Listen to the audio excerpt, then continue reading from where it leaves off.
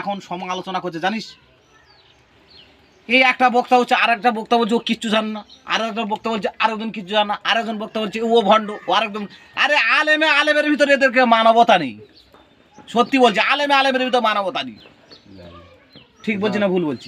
বলে গেছে মানুষ হিংস্র, এরা যখন মাহফিল করে না এদের মনের ভিতরে মনে করবি দয়া না, সবথেকে বড় হিংসা এর ভিতরে আছে।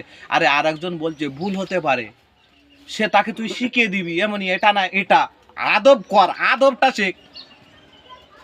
ও স্টেটে উঠে বলছে ও তো বাজার গরম হচ্ছে, 10,000 লোক ওর মাহফিলে বসে, আমার তো কেউ বসে না, ওর বিরুদ্ধে বলে আমি ভাইরাল হচ্ছি, বুঝতে পারছো না?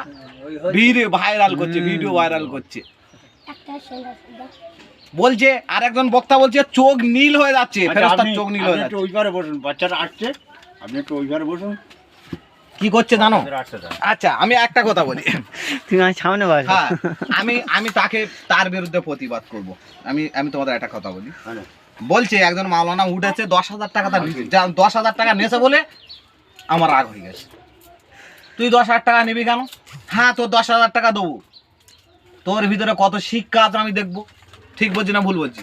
তোর শিক্ষা থাকার দরকার আছে, 10,000 টাকা ভিজিট নেওয়ার তোর একটা যোগ্যতা থাকার দরকার আছে। তো তুই কোরআন হাদিসের কিছুই জানিস না, তুই 10,000 টাকা তোর গলা ভালো আছে বলে কায়দা করে বলছিস, বলে তুই 10,000 টাকা নিচ্ছিস, তা ভালো, তুই নে, কোনো অসুবিধে নেই। তাহলে তুই কেরাম মাওলানা আমি দেখি। বলছে আব্বা জানেরা আম্মা জানেরা, আমার নবীকে না তৈরি করলো আসমান জমিন কিছুই সৃষ্টি হতো না। আমি বললাম ভাই ঠিক আছে, এটা সত্য, আল্লাহ রসুলকে যদি সৃষ্টি না করা হতো আসমান জমিন সৃষ্টি করা হতো না।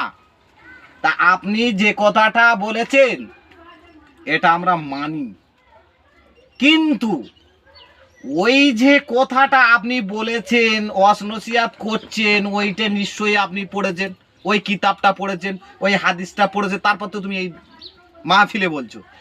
ওই হাদিসটা কোন কিতাব থেকে তুমি পড়েছো? ওই কিতাবের নামটা কি? ওই লেখকের নামটা কি? ওইটা কোন হাদিসে আছে এবারত সহ আমাকে একটু জানিয়ে দেন।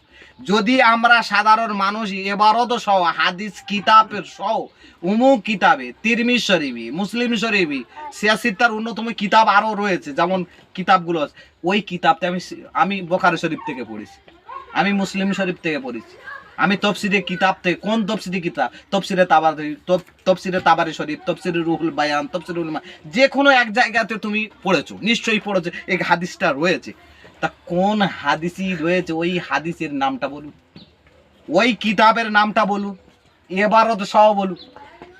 তখন যখন যদি আমরা এই সাধারণ মানুষ যদি এবারত সহ হাদিসের নাম বলে, এবারত সহ অমুক কিতাবে বুখারী শরীফে এত পৃষ্ঠায় হাদিসই এবারত সহ আমি জানিয়ে দিলাম, তাহলে আমরা